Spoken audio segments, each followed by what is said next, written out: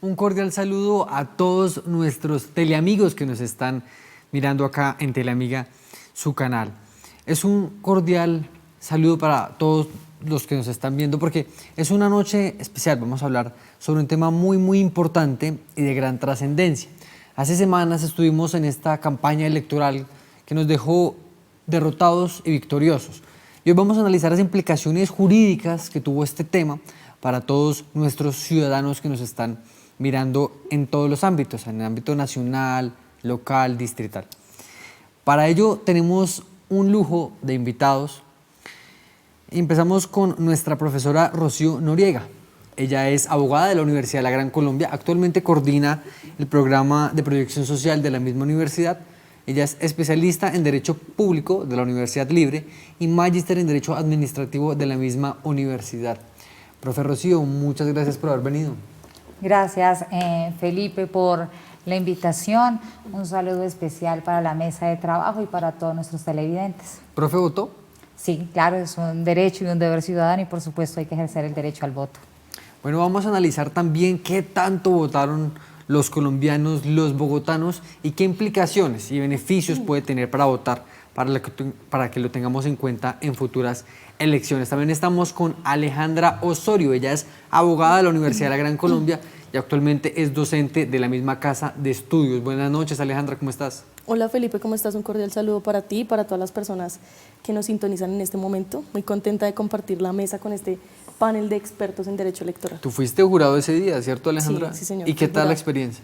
Muy chévere, pues, fue la primera vez que fui jurado y pues muchas cosas se aprenden. Vamos a socializar esos conocimientos aquí con nuestros teleamigos. Bueno, como dice la registraduría de la democracia, es de todos y por eso la invitación es a que estén muy pendientes del programa del día de hoy porque van a entender muchas de las cosas que pasan en nuestras elecciones. También estamos con Andrés Rincón. Él es abogado de la Universidad de la Gran Colombia, litigante independiente y consultor en distintos temas del derecho.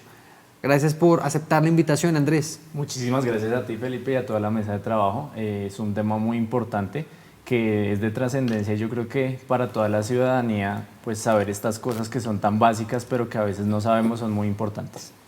Bueno, y también estamos con David Méndez. Él es abogado también de la Universidad de la Gran Colombia y actualmente está vinculado como docente de la misma casa de estudios. Está cursando la maestría en Derecho Administrativo en nuestra UGC. Bienvenido, David. Hola Felipe, muchas gracias por la invitación. Realmente estoy muy feliz de poderlas acompañar en esta ocasión para hablar acerca de un tema tan importante que sobre todo ha marcado historia, al menos en Bogotá, que son aspectos que ya más adelante vamos a ir desarrollando. Bueno, y con ustedes está Felipe Torres, el día de hoy presentando Debates UGC, recordando que somos este grupo de egresados, estudiantes, que se encargan de hablar de temas jurídicos en nuestro programa de la hora jurídica. Muchas gracias al vicerrector y al rector de la Universidad de la Gran Colombia por esta invitación. Y para que todos ustedes empiecen a conectarse, empiecen a escribir sobre este tema de la democracia, recuerden que pueden conectarse a través de Facebook en Teleamiga y ULA Gran Colombia. En Twitter estamos como canal Teleamiga y en Instagram como ULA Gran Colombia y Teleamiga TV. Para que consulten nuestras redes sociales, opinen sobre el tema del día de hoy, qué les parece la democracia, quedaron satisfechos con estos resultados. Y ya es momento de entrar en materia. Vamos a analizar desde un punto de vista académico, jurídico, qué fue lo que pasó el domingo 27 de octubre. Y para este tema voy a darle el uso de la palabra a nuestra profesora Rocío. Profesora, vamos a hablar del tema de la nulidad electoral, ¿no? Porque muchos candidatos que no fueron electos van a recurrir a estos mecanismos jurídicos para intentar apoderarse de estas curules respectivas. Entonces, ¿qué es la nulidad electoral, profe? Bueno, es de recordar que la acción de nulidad es una acción pública que puede ser ejercida por cualquier ciudadano que está contemplado dentro del Código Administrativo. Digamos que el tema de hoy del programa sería la acción de nulidad electoral porque en voto popular, ¿no? Porque también hay acción de nulidad electoral por nombramientos que hagan las diferentes entidades. Lo que nos recae es en el tema de acción popular, donde los ciudadanos pueden interponerla dependiendo en qué situación está dado, pues así mismo tendrá la jurisdicción para conocerlo. Es decir, dentro de municipios, departamentos, pues serán los competentes los tribunales al cual la región pertenece. Si estuviéramos hablando de elecciones populares tipo de presidente, Congreso de la República, pues sería a través del Consejo de Estado. Pero sí es de aclarar que dentro de las entidades o de la votación que se hizo el 27 de octubre, elegimos alcalde mayor y la nulidad electoral bajo alcalde mayor en Bogotá la conocería el Consejo de Estado, no el tribunal.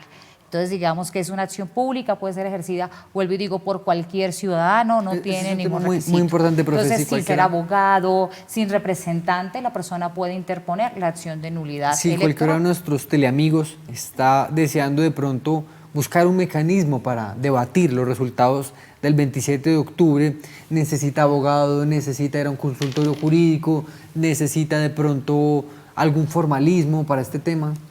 No, en realidad la ley le dice que usted puede pedirlo sin necesidad de un apoderado.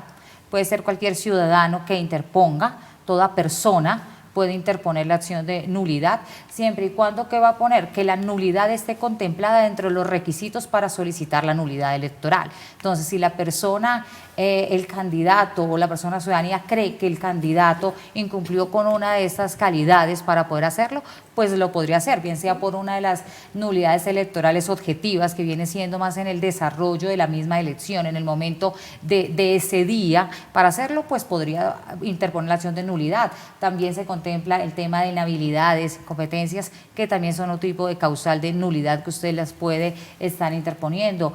O diferente el tipo de transhumancia, que es muy el trasteo conocida por las personas de voto popular, pues también podrían interponer una acción de nulidad, siempre y cuando cumpla con los requisitos del 275 del Código Administrativo, pues por supuesto que las personas pueden interponerlo sin necesidad de un abogado, dado que es una acción pública, ¿no? Mira, Felipe, que esto tiene un fundamento filosófico bastante fuerte, que a veces podría pasar un poco por alto. Y es que cuando nosotros acudimos a las urnas, pues en este caso como lo hicimos el 27 de octubre, lo que estamos haciendo es una especie de materialización de la democracia, una de las consignas más importantes que se han podido alcanzar a través de la historia, y pues que lastimosamente ha tenido que ser mediante batallas, revoluciones y otro tipo de cuestiones que han implicado mucha controversia. Entonces, en últimas, lo que estamos protegiendo nosotros al acudir a este mecanismo judicial es a defender la democracia, a defender nuestro derecho y el de los demás ciudadanos a que los votos que nosotros hemos emitido de forma libre, sin coacción alguna, sean valorados en debida forma y sean contados como tienen que serlo. Yo quiero traer una felicitación muy especial al municipio de Jordán en Santander. El 94,47% de los votantes de este municipio participaron en la jornada electoral, un ejemplo para todo el país. Y por eso le quiero preguntar a Alejandra, ¿cómo viste tú desde la perspectiva de jurado de votación la participación ese día y qué tuviste en cuenta para ejercer tu designación como funcionaria pública ese día? Bueno, Felipe, yo siempre escuché que las personas adultas, las de más edad, eran las que más ejercían el derecho al voto. A mí me tocó en la mesa número 1 de mi puesto de votación, que es donde votan pues, las personas más adultas. Y efectivamente tuvimos, yo creo que un 80% de participación. Alto. Entonces comprobé eso que siempre había escuchado, de que las personas mayores son las que más ejercen su derecho al voto. Una participación masiva que para mí pues, fue muy gratificante en esta primera experiencia como jurado de votación. Y pues digamos que también porque unos resultados que me alegraron mucho electorales. Entonces pues fue ganaron las personas que sí, algunos por candidatos, las que algunos candidatos. Pero entonces, mira, Felipe, que contrario a lo que dice Aleja, en mi mesa, yo estaba en la mesa 16, se presentó un buen número de votación, pero realmente esperaba más. O sea, independiente de los resultados y las motivaciones que las personas tengan, porque pues en últimas es una decisión personal, creo que el punto principal es ejercer este derecho. Y pues como ya nuestra invitada lo mencionaba, es un derecho y es un deber. Pero pues a mí me gustaría plantearle a los miembros de la mesa cómo visualizarían ustedes la posibilidad de que el derecho al voto se vuelva de carácter obligatorio. Entonces que nosotros tengamos que obligatoriamente concurrir a las urnas en este tipo de ocasiones para ejercer nuestros derechos. Por ejemplo, en Perú, si no estoy mal, lo realizan y pues el porcentaje de abstencionismo se reduce de forma alarmante y los resultados pues digamos que pueden estar un poco más cerca de lo que realmente esperamos con la democracia. Bueno, este es un ejercicio muy interesante el que nos propone David y lo vamos a hablar con Andrés, recordando, por favor todos ustedes no voten su certificado de votación, porque este les trae distintos beneficios, tienen descuentos en universidades públicas, tienen mediodía de descanso en sus jornadas laborales, tienen desempate cuando se presentan en algún puesto de carrera administrativa. Y Andrés creo que estudió este tema del derecho electoral. ¿Qué opina Andrés de que sea obligatorio el voto? O sea, por ejemplo, en la línea de lo que dice David, la persona que no vote sea multada. Bueno, yo creo que es un poquito exagerado a mi consideración porque, pues, si bien la Constitución política lo establece como un derecho y también un deber ciudadano, se debe propender porque este deber sea algo personal, porque si obligamos a la gente a votar, puede que voten el voto, valga la redundancia. O lo dejen en blanco. Exactamente. Que se puede perder y que no se va a llegar a los fines de la democracia, que es escoger a una persona de manera libre y espontánea. Profe Rocío, ¿qué tal este tema como desde la academia, desde la universidad? ¿Si es viable que sea obligatorio el voto en Colombia? Bueno, es que también tendríamos que empezar a hacer una discusión si el derecho constitucional que la persona tiene para elegir, que se tendría que mirar, porque respecto a lo que decía Andrés, también puede coincidir que las personas vayan y voten blanco, y el votar en blanco implica una circunstancia especial cuando sucede si ganar el voto en blanco. O también podría suceder que las personas van y anulan el voto porque no quiere votar. Entonces también es una manifestación dada, aunque en Colombia realmente se manifiesta más para otro tipo de votaciones, no tanto para elegir a las personas, que la Corte ha dicho en algún pronunciamiento que el no votar también es una manera de manifestarse en que no está de acuerdo con ninguna de las condiciones o de las solicitudes que se le está dando a la persona. Entonces queda como una manera de manifestar que no está de acuerdo con ninguno de los candidatos para hacerlo.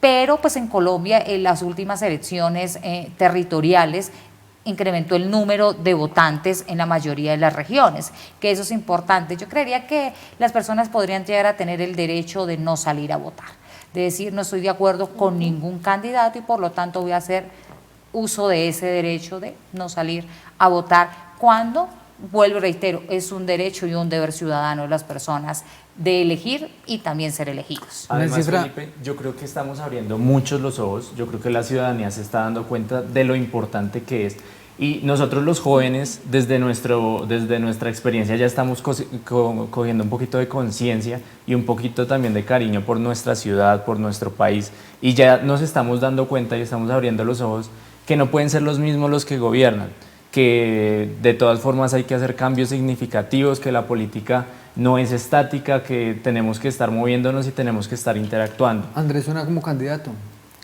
Pues ya que lo dices voy a lanzarme a la política. Bueno, quedan solo 4 años porque acabamos de elegir candidatos locales. También quiero destacar al municipio de Santa Catalina en Bolívar, Alejandra, porque imagínate que en este municipio el 42% de los habitantes votó para alcalde en blanco. Sin embargo, no fue suficiente porque este tema tiene que ser la mayoría absoluta para que los candidatos no puedan presentarse y se repitan las elecciones. Y esto es un mito electoral que hay que tumbar. Todos los votos en blanco no se van para el candidato ganador. Si el voto en blanco tiene la mayoría absoluta, las elecciones se repiten y los candidatos que ya se postularon no pueden no pueden postularse de nuevo a estas elecciones. Alejandro, te quiero dejar un tema porque vamos a una pausa y es el relacionado con las juntas administradoras locales. Yo sé que tú tienes mucho conocimiento y mucho andamiaje en este tema, futura de pronto postulante en este tema, futura de Ilesa, no sabemos si de Bogotá o de Cartagena de pronto, pero hay que analizar por qué la gente desconoce las juntas administradoras locales, ¿no? Claro. De 21 millones que votaron para alcalde, solo 8 votaron para JAL, menos de la mitad. Entonces, para que Alejandra vaya analizando esta situación, vamos a un corte comercial y ya regresamos acá en Debates UGC. Muchas gracias por estar conectados en este programa sobre derecho electoral acá en Debates UGC. Alejandra, teníamos esta pregunta pendiente, ¿no? Entonces, ¿qué pasa con las JAL en Bogotá y en el resto del país? Sí, Felipe, resulta que las juntas administradoras locales parece ser que no son muy conocidas por la comunidad. Yo pienso que ese es el principal motivo por el cual existe tanto abstencionismo a la hora de votar por candidatos que vayan a representar cargos dentro de estas corporaciones. Entonces, sin embargo, pues las juntas administradoras locales existen desde el año 94, fueron creadas mediante la ley 136, sin embargo, pues digamos que existe un nivel amplio de falta de conocimiento frente al tema y creo que por eso la gente se abstiene de votar por ellos. Como tú mencionabas, de 21 millones de personas que votaron en el territorio nacional por alcalde, solamente 8 millones votaron por junta administradora local. Y pues además, un dato adicional, tú me dabas el dato de 21 millones, habían 36 millones de personas habilitadas para votar y todavía claro tenemos que un abstencionismo grande, ¿no? En este caso hay que tener en cuenta algo, Alejandra, y es que no todos los municipios tienen JAL, ¿no? Claro. Dependiendo del tamaño, si es muy grande, porque si es un municipio demasiado pequeño, con el consejo basta, ¿no? Entonces, Exacto. puede también ser un factor. Depende. Sin embargo, en Bogotá también hubo un abstencionismo grande, les quedo viendo la cifra. 56% de los bogotanos votaron por JAL. Imagínate, y yo te hablo desde la experiencia como jurado de votación, a pesar de que hubo mucha movilidad en mi mesa, pocos votos por junta administradora local. Y quiero comentarte también que en Bogotá elegimos 184 ediles para las 20 localidades que tiene Bogotá, y de esos pues una bancada, digamos una porción grande se quedó en un solo partido.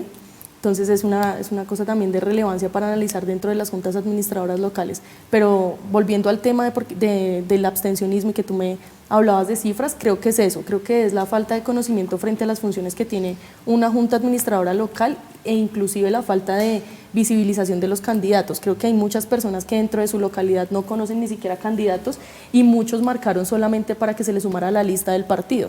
Entonces yo tengo afinidad con un partido, le marco solamente para que le sumen a la lista, pero no conozco los candidatos. Tienen 9 candidatos para votar en cada localidad por cada partido y pues hay mucha gente que yo escuché que decía, no, es que en mi localidad, inclusive me preguntaban, ¿conoces algún candidato a edil que te parezca a ti bueno en mi localidad? Porque no conozco candidatos para votar dentro de mi localidad. Entonces tampoco existe una visibilidad importante de los candidatos dentro de las localidades para ocupar el cargo de edil en la Junta Administradora Local.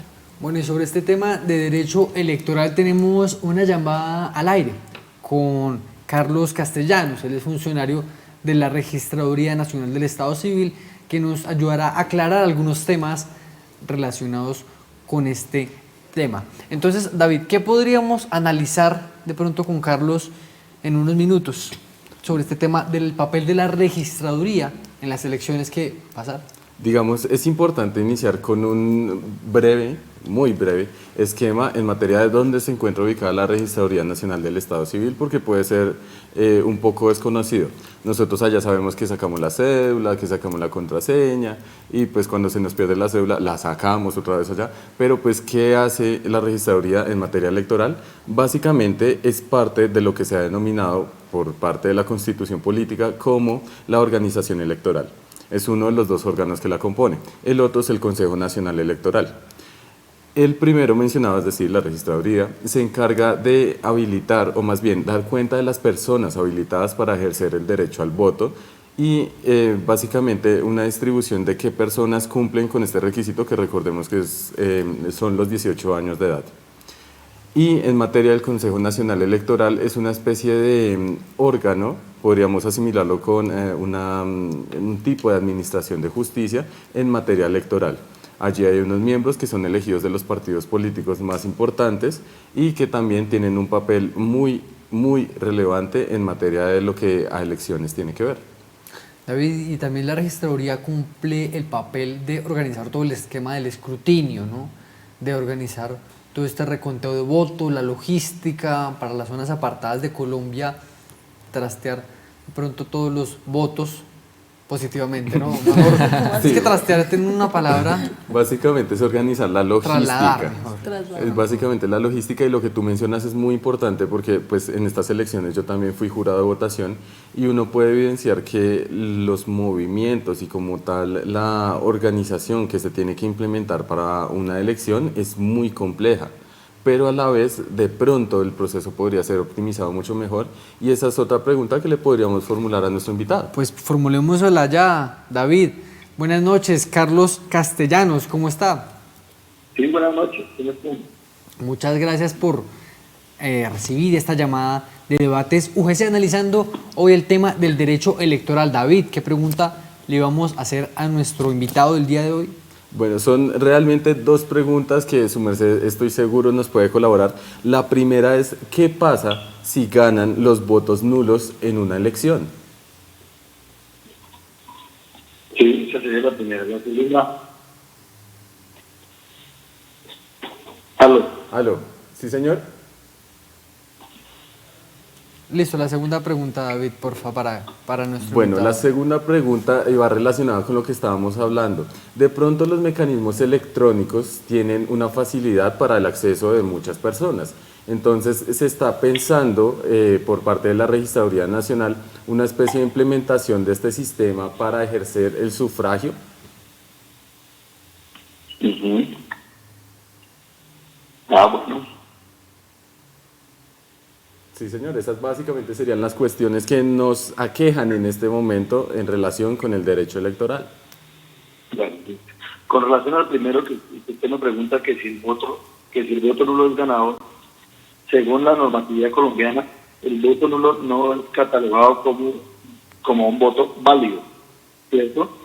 En ese orden de ideas, esos votos nulos no se tienen en cuenta para, por ejemplo, en el caso de las corporaciones públicas, no se tienen en cuenta para asignar el umbral de los pisos repartidos, ¿cierto? Entonces, pues ahí no hablaríamos pues del voto nulo porque no tendría para esos efectos ninguna aplicación. Bueno, sí, señor. Y en materia del voto electrónico y su implementación en Colombia, ¿cómo podemos plantear un panorama favorable? ¿O qué estará haciendo la registraduría en este sentido?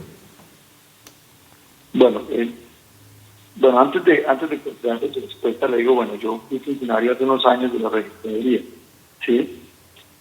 Actualmente no, pero entonces lo que uno puede darse cuenta es que su implementación requiere un esfuerzo presupuestal del Estado, ¿sí? Es decir, que al menos la registraduría lo implementará en las grandes ciudades. Y no sé cómo puedan lograr a implementarlo en las zonas alejadas cuando no han garantizado los acceso a Internet ni siquiera. Entonces pienso que ese es un tema muy complejo. Listo, sí, señor. Muchísimas gracias a Carlos Castellanos por participar el día de hoy en estos temas tan importantes de derecho electoral. Recuerden todos nuestros teleamigos que pueden participar a través de nuestras redes sociales, conectándose en Facebook y Twitter como La Gran Colombia. También en Instagram nos pueden encontrar como La Gran Colombia. Y en Twitter van a encontrar a Teleamiga como Canal Teleamiga. Y en Facebook Teleamiga y en Instagram Teleamiga TV. Recuerden, todos sus comentarios son muy importantes para nosotros. Nosotros estamos muy pendientes de lo que ustedes digan y comenten sobre el tema del día de hoy, que es derecho electoral. Hablábamos también en este tema, David, que hay un factor económico, ¿no?, que entra acá en juego en estas elecciones, porque los candidatos, por lo general, para grandes corporaciones como Bogotá, Medellín, alcaldías, gobernaciones, utilizan mucho dinero a través de créditos con entidades financieras o también a través de los partidos políticos. Pero el Estado les devuelve estos dineros. ¿Cómo funciona este mecanismo, David? Bueno, Felipe, para materializar un poquito más este tema, podemos recordar dos ejemplos que no son muy antiguos en nuestro sistema colombiano. El primero, qué pena, el primero relacionado con el ex candidato a la presidencia de Colombia, el señor, en este momento ¿De se me qué escapó, partido? de la calle, Humberto Humberto de la Calle, quien participó en estas elecciones, se postuló, pero no alcanzó el nivel de votos necesario para que le hicieran la reposición de votos. No alcanzó el umbral, hablando técnicamente. Entonces, él en últimas, bueno, incluso muchas personas que lo habían apoyado, decidieron iniciar una especie de vaca, un crowdfunding, y en el cual consignaron una cantidad de dinero que ellos consideraban para llegar a ese monto y que él pudiera reponer lo que gastó en campaña. ¿David consignó a esa campaña? No, señor, no, yo no voy con ese Claro, candidato, me imagino. entonces no consigné, pero sí conocí mucha gente que lo estaba apoyando. Entonces, esa fue una forma como de retribuir y va relacionado con el factor económico. Ustedes y nosotros nos hemos podido dar cuenta que muchas veces se realizan eventos, se realizan volantes, se realiza muchísimo tema en relación con la promoción del candidato y pues básicamente incentivar a las personas para que concurran a las urnas y pues den su voto favorable. Resulta que se tienen estipulado, y en este momento voy a recurrir al documento oficial para ser más exactos, se tienen estipulado una serie de reposiciones, una serie de devolución de dinero en favor de los candidatos que participan pero que superan el umbral. Según las cifras, en el año 2018, estas cifras van ascendiendo de forma periódica Con el salario con base mínimo, en el IPC. En el IPC. El índice de precios al consumidor. Entonces, en el año 2018 estaban aproximadamente en 2.750 pesos para los candidatos a gobernaciones. Entonces, que lo tengamos muy en cuenta. Sin embargo, pues con el incremento que se consolidó y la cifra final para el monto del 2019 quedó en 3.642 pesos. En materia de las alcaldías y los consejos, en el año 2018 estaban 2.127 cada voto y sufrió un incremento de 68 pesos y quedó para el 2019 en 2.195 pesos. Entonces puede que no parezca mucho en principio por un solo voto, pero hagamos cuentas cuánto obtuvo el primer lugar, en este caso la alcaldesa electa, la señora Claudia López, obtuvo una votación similar a 1.000.000 algo. 1.100.000 más o menos. 1.100.000. Entonces, si multiplicamos estos 2.195 por el 1.100.000 de personas, vamos a tener una cifra muy elevada, que va a ser básicamente lo que ella puede solicitar como reposición en materia de los votos. Y profe Rocío, desde esta perspectiva académica, la democracia nos puede salir un poquito costosa, ¿no? Devolverle a todos los candidatos, así queden de primeras o en el puesto que queden, si tienen votos válidos, una suma de dinero tan grande le sale muy costoso al Estado.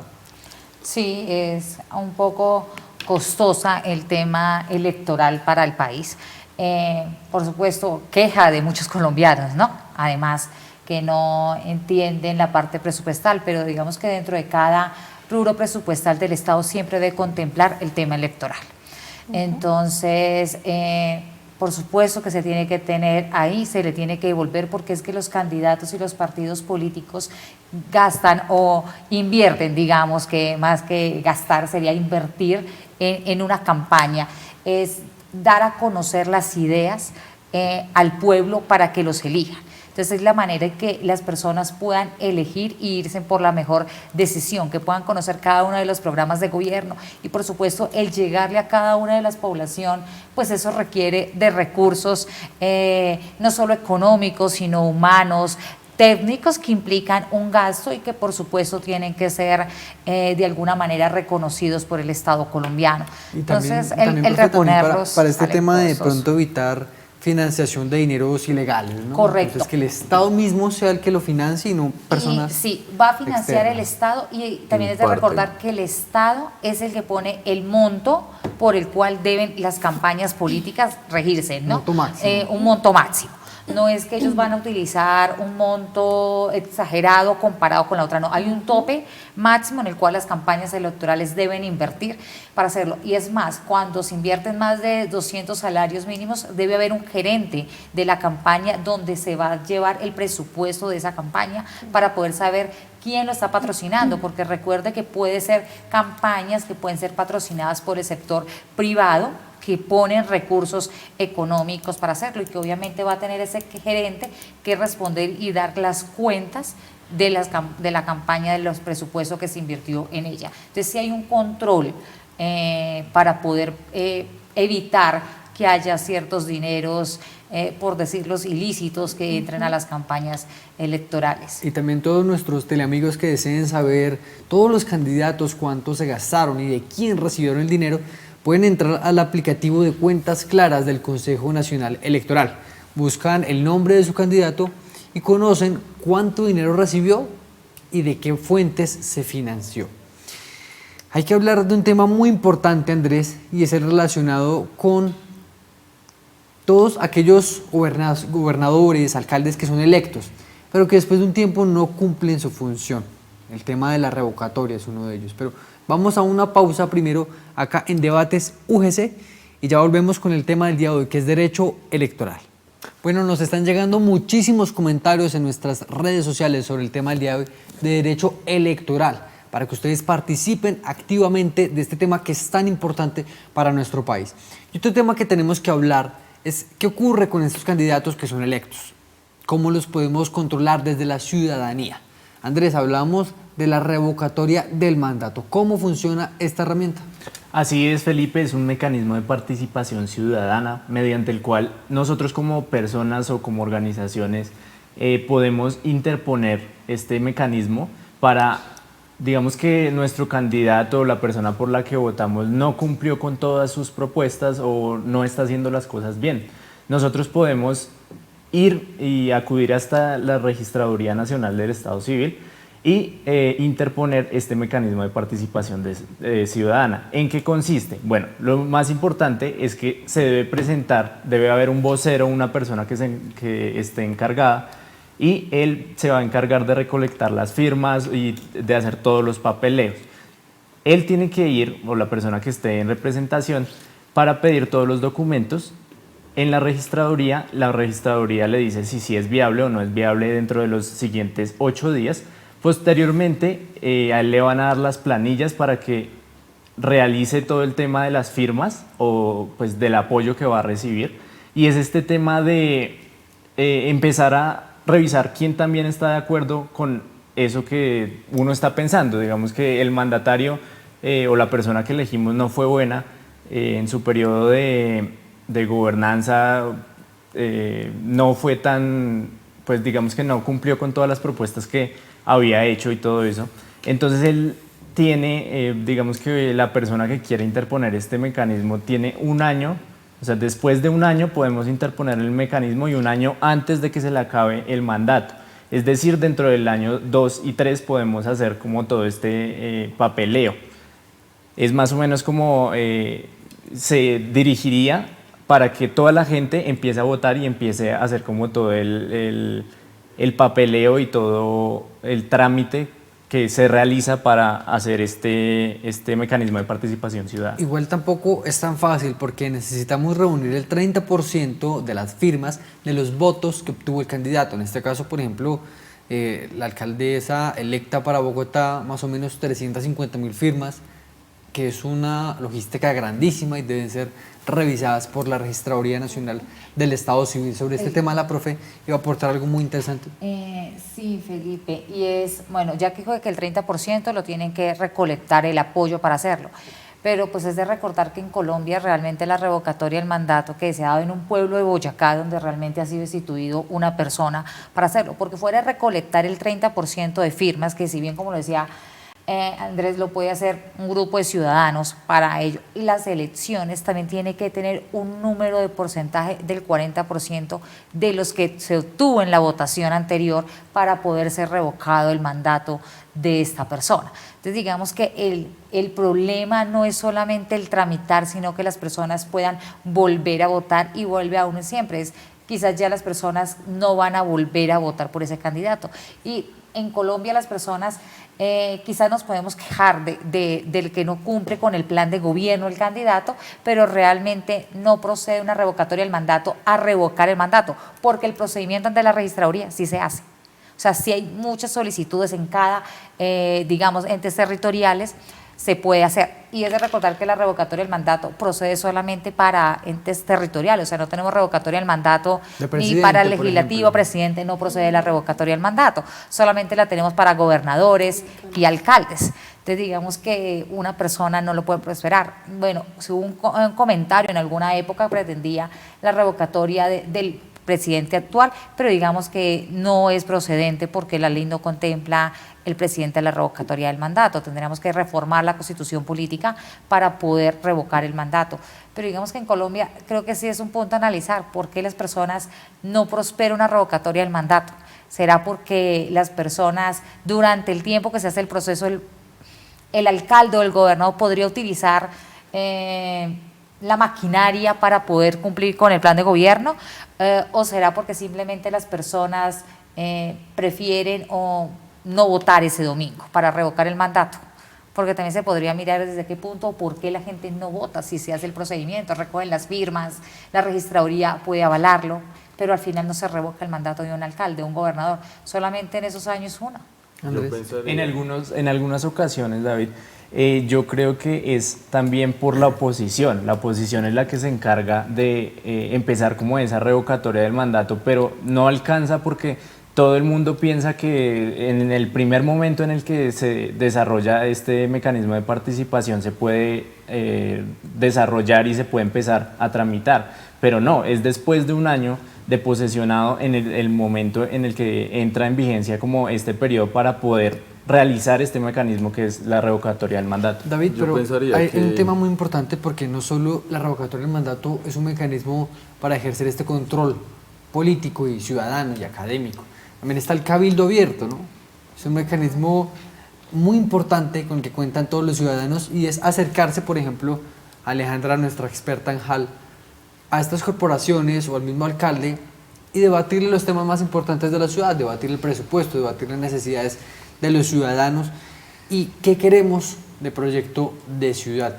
Yo le quería preguntar a Alejandra primero, antes de que David intervenga, ¿cómo es esta experiencia local en las JAL relacionadas con posibles, por ejemplo, casos de fraude, ¿no?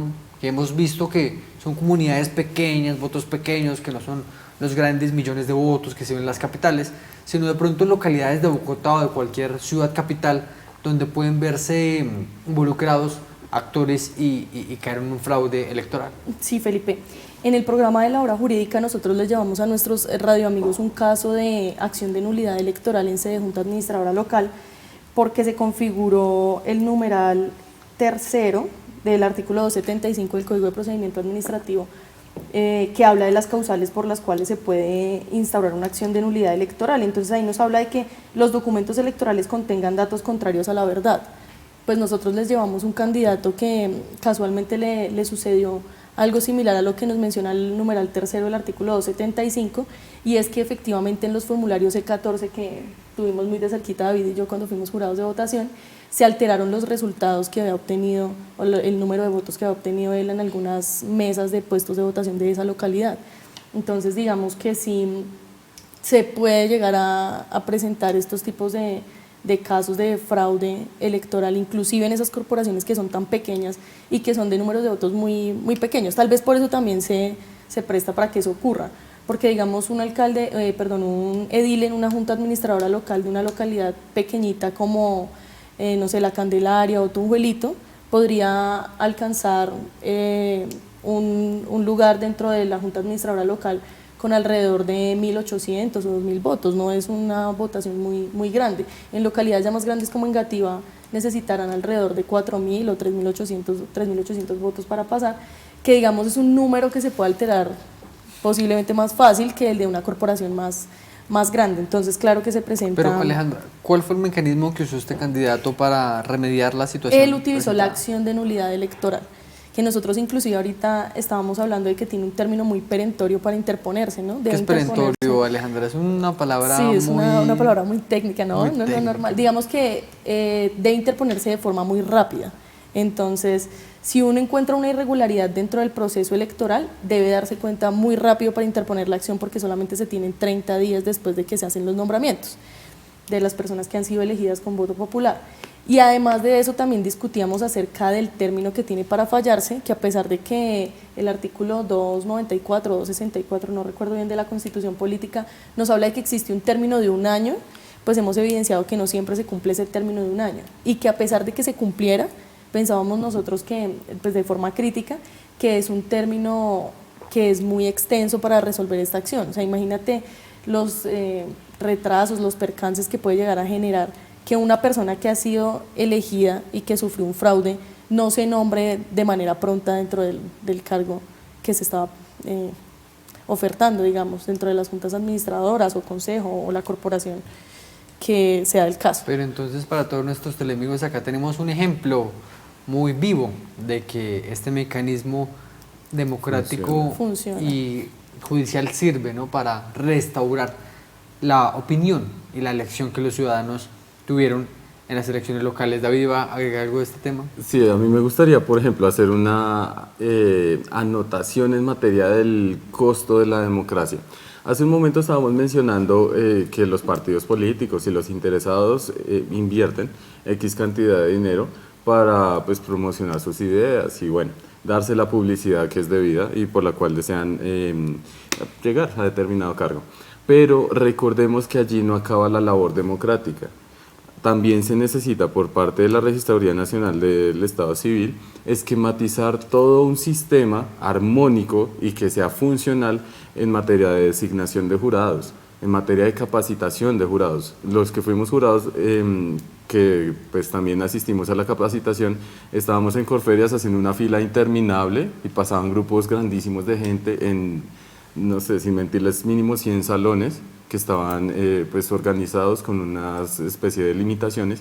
Entonces todo eso es adicional. Pero y todo David, eso un tema cuesta. desde la experiencia del jurado de votación, porque creo que a muchos ciudadanos, cuando vamos a ejercer nuestro derecho, vemos que hay estos cubículos de cartón, se destruyen los votos al final del día, todos estos feos marcadores, ¿qué hacen los jurados? ¿Los devuelven? ¿Se los llevan para la casa? ¿Qué funciona con este tema? Imagínate, Felipe, que dentro del kit electoral, así se llama, es una cajita donde hay varias cosas. Entonces hay formulario E10, que es para tapar la urna, una vez verificado que no tenga ninguna clase de voto o documento dentro de la misma, en presencia de los testigos electorales. Están los formularios E11, que son para el conteo de los votos. Están los formularios E12, que no recuerdo para qué son, pero tienen una función importante. Y así uno encuentra una cantidad de formularios que uno tiene que aprender a manejar en ese momento. Entonces, al final del día, se cierran a las 4 de la tarde, se cierran las mesas de votación. Lo primero que uno tiene que hacer es un procedimiento llamado limpieza de la mesa. Y básicamente consiste en que todo lo que esté encima de la mesa se destruye. Entonces, imagínate, al menos en mi mesa, terminamos con una rumia aproximadamente de este tamaño. De votos en blanco. De votos en blanco, Destruirlos. tanto para alcalde como para junta administradora local, No, como votos para en blanco consejo. no, votos Sí, sin sí, marcar, sí, votos votos sin marcar. Pues, bueno, sí, podríamos decir Tarjetones votos sin sin marcar, marcar sin o entregar. tarjetones que ni siquiera se no se entregaron usaron. porque las personas no concurrieron. Entonces uno los destruye. Uno destruye también la cartilla que dan para la orientación de las personas que de pronto no recuerdan tan claramente el candidato, se destruye. Todo básicamente se destruye. Los Entonces, certificados electorales. los certificados electorales, los diplomas de primivotantes, que eso es algo que se implementó Los que para esta votaron por votación. primera vez. Los que votaron por primera vez, como para incentivarlos a que sigan haciendo este ejercicio. Entonces, en últimas, todo esto se destruye. Y bueno, pensemos, una hoja cuesta 100 pesos. En mi mesa que haya habido 200 hojas que se destruyeron, ya empieza a subir la suma, ¿no? Pero pues mi mesa solo es una. En mi puesto de votación había mínimo 20 mesas. Entonces ya empieza a subir la cuenta. Y vamos así incrementando de forma exponencial y nos vamos dando cuenta que la democracia es costosa. Entonces por eso creo que la reflexión que yo podría hacer es aprovechémosla. Ha sido una de las consignas nuevamente más importantes que hemos podido lograr. Y pues el costo en materia económica vale más de lo que a nosotros nos cuesta levantarnos un domingo para ir a votar, que nos demora 5 o 10 minutos. Bueno, David dice levantarnos un domingo, pero que también hay que hablar sobre estas propuestas que se vienen sobre la reforma al Código Electoral. Pero vamos a nuestra última pausa acá en Debates UGC hablando sobre el hecho electoral. No se desconecten de nuestras redes sociales, ya volvemos.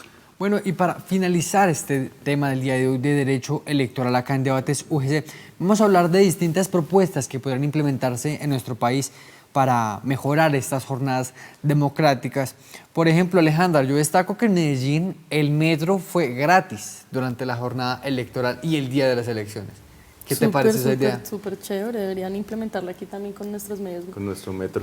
con nuestro metro, con nuestros medios de transporte masivo también. Y una de esas propuestas para evitar lo que decía la profesora Rocío, el trasteo de votos, es que el Estado, el día de las elecciones, se encargue de suministrar el transporte a los votantes, ¿no? Entonces ya no tendríamos de pronto algunos políticos locales pagando taxis, buses, mototaxis, sino que el Estado transporta a los electores cuando están en distancias lejanas. ¿No estás muy de acuerdo con el tema? No, sí, lo que pasa es que de todas maneras este es un tema más de educación porque hay gente que de todas maneras no necesita ni siquiera que la transporten, pero termina influenciada por el político, o sea, opta por la ley del menor esfuerzo. Entonces, si yo tengo con qué transportarme, pero me van a transportar, pues no me importa, yo me transporto con tal de obtener un beneficio de X o Y. Entonces, digamos que no me parece que sea una medida muy necesaria para que el abstencionismo disminuya, para que la participación aumente, sino que digamos que la forma en la que la participación aumenta es a través de la educación y como lo decía Andrés, nosotros ya hemos visto a través de los años que la educación es lo que ha ido transformando y ha ido bajando las cifras de abstencionismo hasta el Y de punto en el pronto que tú nos desde esta encontramos hoy. cultura local, de las juntas administradoras locales, ¿qué mensaje dejas para que de pronto en 4 años en estas nuevas elecciones se conozcan y se voten más? El mensaje es a que indaguemos acerca de las problemáticas que tiene la comunidad, que tiene la localidad, de qué es lo que hace una junta administradora local, porque nosotros tenemos problemas que son muy cercanos, como que el andén de mi casa, no sé, está destapado, o las alcantarillas no tienen tapa, bueno, miles de problemas que son cotidianos que pasan dentro de una comunidad y de las que la gente se queja constantemente, pero se queja de manera inoficiosa porque no conoce ni siquiera quiénes son los órganos competentes y que están cerquita y para que la gente no se entera ni siquiera de quién es su alcalde local. Entonces es un ¿Quién es tu llamado alcalde más, local, Aleja? Jason Chipatecua, se llama mi alcalde local.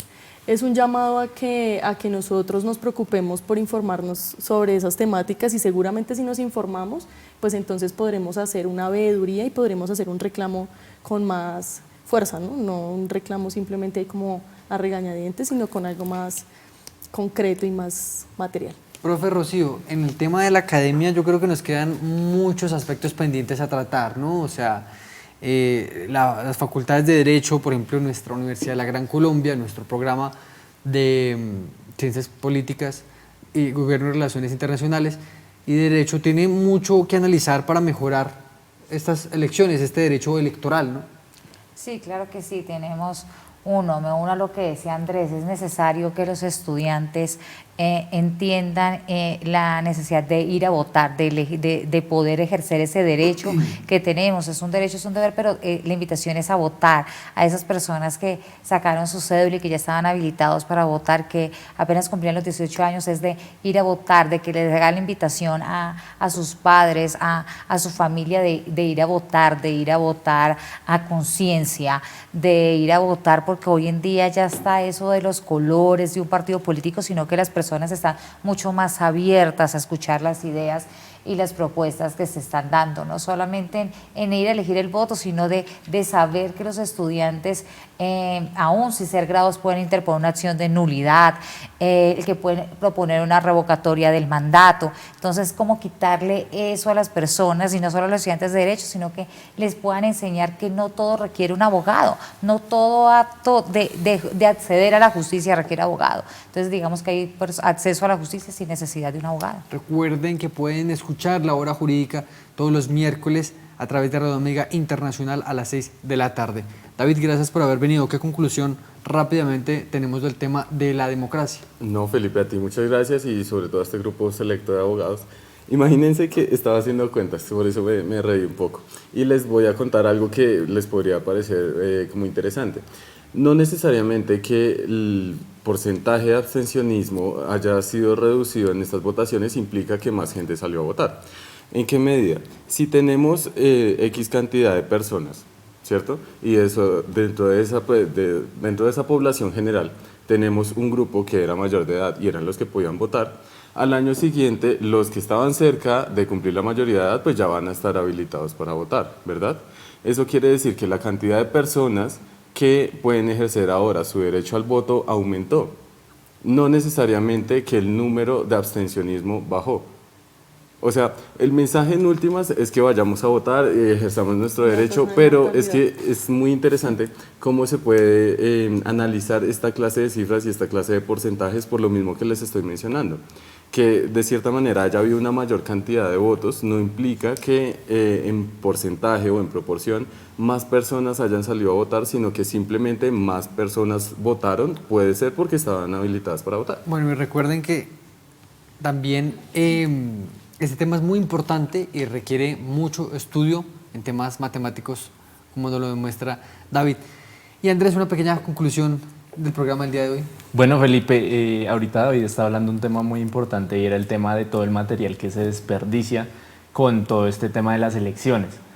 Tenemos un mecanismo que nos menciona la Constitución y son los medios electrónicos. Tenemos ahorita todo el boom de las nuevas tecnologías de la información y la comunicación, pues aprovechémoslo. Yo creo que es un llamado para la registraduría y para todas las entidades que están al tanto de todo el mecanismo electoral, y es para empezar a implementar estos nuevos mecanismos de tecnología para que las personas puedan tener más alcance y de pronto sea más fácil el desplazamiento y también la comunicación de cómo se generan todo este tema de las JAL, que hay un desconocimiento frente a eso, frente al consejo. Yo creo que muchos no votaron porque no sabían ni siquiera de qué era el tarjetón, porque les entregaban el tarjetón y ni siquiera tenían conocimiento de que existía este tarjetón, solo iban por alcaldía y ya. Bueno, y a ustedes muchísimas gracias por su sintonía el día de hoy acá en Debates UGC sobre el derecho electoral. Recuerden estar siempre conectados con las redes sociales de la Universidad de la Gran Colombia y del canal Teleamiga. Esperamos verlos en una próxima ocasión. Que tengan una excelente noche.